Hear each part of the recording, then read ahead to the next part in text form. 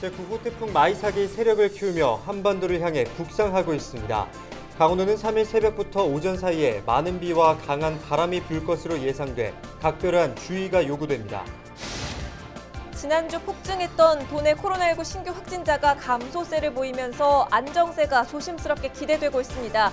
하지만 감염 경로가 명확하지 않은 깜깜이 확진자가 계속 나오면서 방역당국이 긴장하고 있습니다. 동해안 관광지에 관광객들의 발길이 이어지면서 동해안 지자체들이 방역을 강화하고 나섰습니다. 코로나19의 수도권 확산세가 이어지는 상황에서 지역 내 전파가 우려되고 있기 때문입니다. 코로나19 확진자가 꾸준히 발생하고 있는 원주 지역에 위기 극복을 위한 마음이 속속 모이고 있습니다. 조금씩 양보하는 것과 양심 고백, 후원이 이어지면서 작은 희망이 싹트고 있습니다.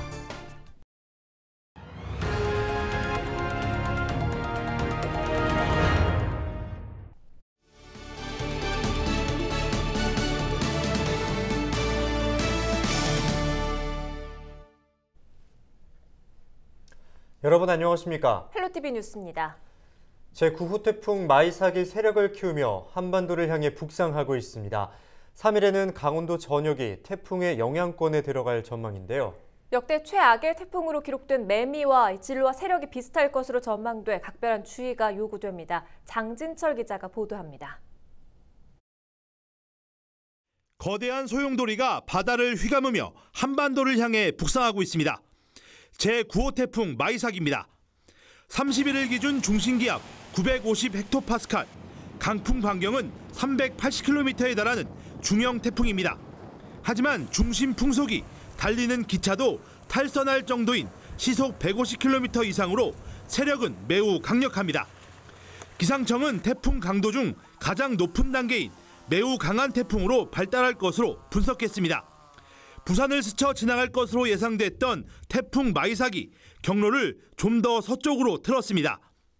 기상청은 3일 새벽 경남 남해안에 상륙한 뒤 영남 내륙을 관통해 같은 날 오전 9시 강릉 동쪽 30km 해상으로 빠져나갈 것으로 전망했습니다. 이에 따라 강원도 전역이 3일 새벽부터 오전까지 태풍의 직접적인 영향을 받을 것으로 예상됩니다.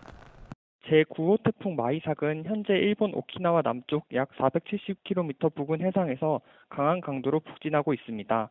모레 서귀포 남쪽 해상을 지나 9월 3일에 강릉 동쪽 해상을 지나갈 것으로 예상되나 특히 역대 최악의 태풍으로 기록된 2003년 매미와 경로와 세력이 비슷할 것으로 예상돼 각별한 주의가 요구됩니다.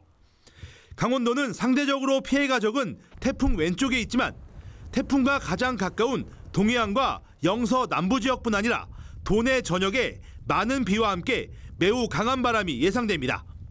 태풍의 중심에서 가까운 그런 우리나라 강원도, 충청도 전체적으로 다 큰 영향을 받을 것으로 보입니다. 이 태풍 마이삭의 왼쪽에 놓인다고 해서 강원도가 안심이 된다. 절대 이렇게 생각하면 안 되겠습니다. 기상청은 기압골 간 힘의 균형 등으로 태풍의 경로가 아직 유동적인 만큼 태풍 정보에 귀 기울여 줄 것을 당부했습니다. 헬로티비 뉴스 장진철입니다. 원주시는 코로나19 자가격리 기간 중 거주지를 무단 이탈한 2명을 적발해 경찰에 고발했습니다. 원주시는 여주시 확진 환자의 접촉자인 40대 A씨가 자가격리 중 휴대전화를 꺼놓는 등 이탈이 의심돼 원주경찰서에서 위치를 확인한 결과 경기도 가평의 펜션에서 소재가 확인됐다고 밝혔습니다. 이에 원주시는 지난 21일 새벽 A씨를 해당 펜션에서 적발해 자가격리 장소로 복귀시킨 뒤 안심밴드를 착용시켰다고 설명했습니다. 원주시는 또 지난 28일 자가격리 중 자신의 승용차를 몰고 1시간가량 무단 이탈하다 적발된 60대 B씨에 대해서도 경찰에 수사를 의뢰했다고 덧붙였습니다. 도내 지자체들이 코로나19 확산 방지를 위해 마스크 착용 의무화 행정명령을 잇따라 시행합니다. 춘천시와 홍천구는 9월 1일부터 마스크 착용 의무화 행정명령을 발동한다고 밝혔습니다. 화천군도 9월 1일 행정명령 시행에 앞서 마스크 125만 장을 구매해 모든 군민에게 1인당 50장씩 지급했습니다. 해당 지역에서는 버스 등 대중교통을 포함해 실내는 물론 실외에서도 마스크 착용이 의무화되고 이를 위반하면 과태료와 방역 비용 등에 대한 구상권도 청구됩니다. 31일 기준 도내에서 마스크 착용 의무화 행정명령이 내려진 지역은 원주와 춘천, 홍천과 화천 4곳입니다.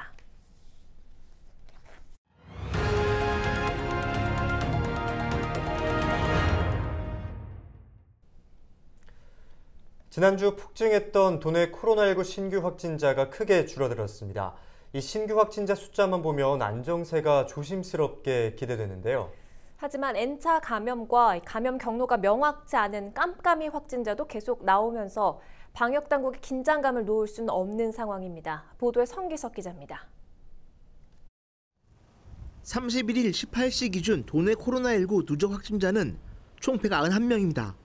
주말 사이 원주 3명, 홍천 2명 등 총 5명의 확진자가 나왔고 31일 홍천과 원주에서 각 1명이 추가됐습니다.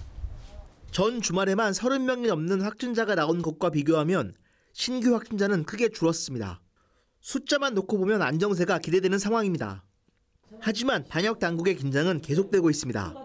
이미 확진 판정을 받은 사람이 접촉자에게 바이러스를 옮기는 이른바 지역 내 N차 감염과 감염 경로가 정확하게 파악되지 않는 깜깜이 확진자가 계속 나오고 있기 때문입니다. 예의주시하고 있는 상황이고요. 이게 질환 특성상 언제 어디서 어떻게 또 발생할지 모르는 상황이니까. 특히 그동안 잠잠했던 홍천에서 확진자가 3일 연속 발생하자 홍천군이 마스크 착용 의무와 행정명령을 내리는 등 바짝 긴장하고 있습니다. 치료병상 부족 문제는 원주 의료원 응급실에 긴급 음압병상 30개가 설치되면서 일단 급한 불은 껐습니다. 병실이 없어 대기 중이던 환자 18명은 모두 입원 완료됐습니다. 이와 함께 원주시가 추진 중인 생활치료시설 설치에도 주민들이 동의해 대규모 감염 발생에 대비할 수 있게 됐습니다. 강원도는 다음 주까지 속초의료원과 강원대병원, 강릉의료원 등에 총 78개 병상을 추가로 설치해 추가 감염에 대비한다는 계획입니다. 일단 경증 환자들은 정부 방침도 그렇고 경증 환자들은 생활치료센터를 활용하도록 이렇게 되셔서 생활치료센터를 이제 운영하려고 합니다. 전반적으로 도내 코로나19 확진자 수는 크게 줄어들었지만 원주를 중심으로 신규 확진자는 계속 나오고 있어 도 방역 당국의 긴장감은 이어지고 있습니다. 헬로티비 뉴스 성기석입니다. 네, 수도권을 중심으로 한 코로나19 확산세가 여전합니다. 불특정 다수가 몰리는 동해안의 관광지도 감염 확산에 대한 우려가 높습니다. 지자체들이 방역을 강화하고는 있지만 뾰족한 대책은 없습니다. 동해안 관광지 상황을 박건상 기자가 취재했습니다. 하얀 물보라를 일으키며 파도가 밀려옵니다. 관광객들은 바닷가에서 거친 파도를 배경으로 사진을 찍습니다. 마스크도 쓰지 않은 채 백사장을 걷는 관광객들도 눈에 띕니다. 전국적으로 한층 강화된 사회적 거리 두기를 시행하고 있지만 동해안 관광지는 보시는 것처럼 아직도 많은 사람들이 찾고 있습니다. 실제 동해안 관광지 커피 전문점은 여느 때와 같은 모습입니다. 주민들은 불안한 마음을 감추지 못합니다. 답답한 거 이해는 가는데 그렇게 멀리까지 돌아다닐 필요가 있나 싶긴 하죠.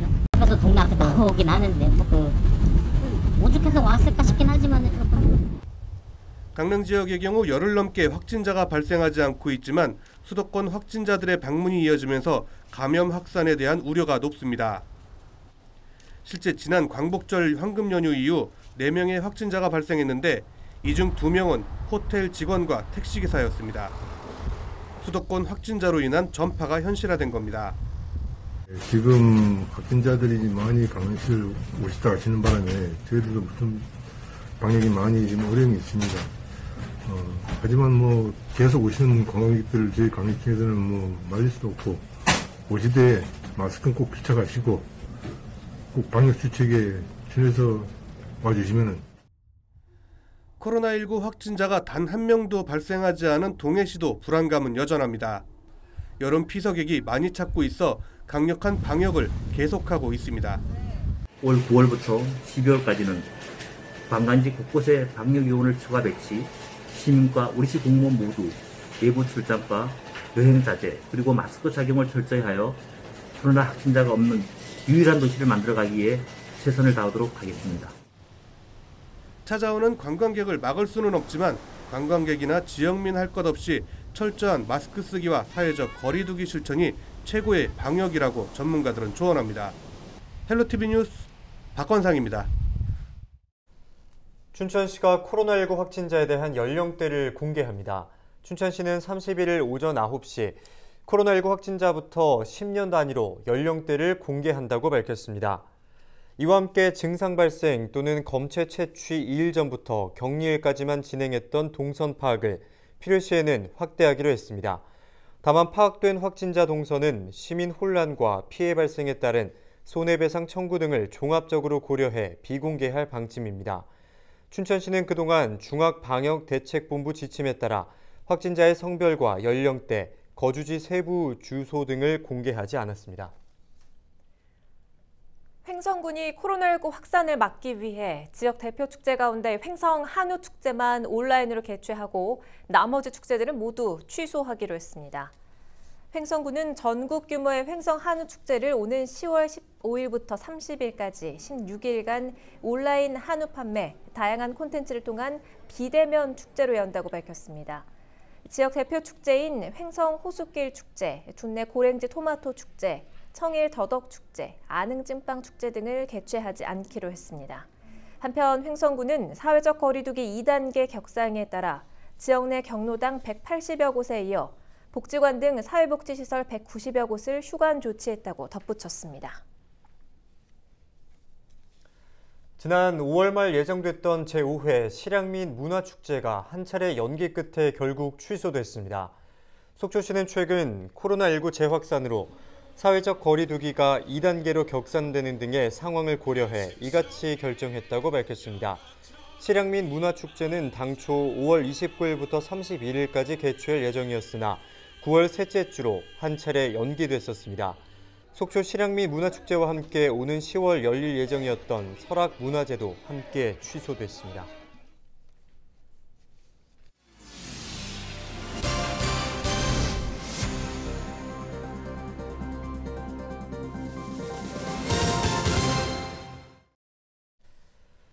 네, 지난 16일부터 확진자가 꾸준히 발생하고 있는 원주는 방역당국과 시민 모두 긴장 속에 하루하루를 보내고 있습니다. 시민들은 강화된 사회적 거리두기로 정상적인 일상생활이 어려운데요.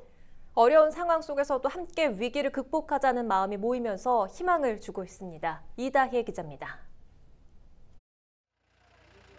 생활치료센터 반대 현수막 대신 환영 현수막이 내걸렸습니다. 입구를 막았던 농기계 행렬도 사흘 만에 주민들이 자발적으로 철수했습니다. 마을 내 경증 환자 수용시설 설치에 강하게 반대했던 주민들이 원주시 제안을 받아들인 겁니다. 우리 주민일동은 치료센터에 들어온 입소자가 형제이고 가족이라는 생각으로 코로나19 극복을 위해 통 크게 수용하겠으며 확진자 이동 동선 공개 논란과 별개로 스스로 업소명을 공개하는 사례도 나오고 있습니다. 원주시 단구동의 한 헬스클럽은 확진자가 다녀간 사실을 현수막 등을 통해 알렸습니다. 상호 공개 의무는 없었지만 혹시나 하는 피해 예방을 위해 직접 공개에 나선 겁니다.